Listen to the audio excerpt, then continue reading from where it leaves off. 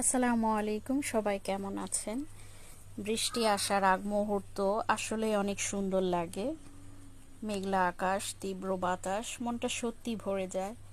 দেখুন কি সুন্দর বাতাস বইছে, মনে হচ্ছে ঝড় আসবে। প্রচণ্ড গরম পড়েছে, এই গরমে একটু বৃষ্টি হওয়াটা আসলেই জরুরি।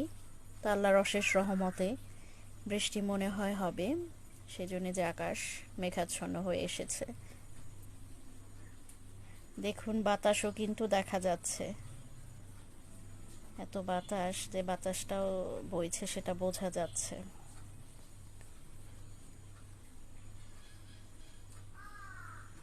মাশাল্লাহ মাশাল্লাহ, আলহামদুলিল্লাহ। আল্লাহ একটু বৃষ্টি দাও, রহমতের বৃষ্টি দাও আল্লাহ, তোমার রহমতের বৃষ্টি দাও।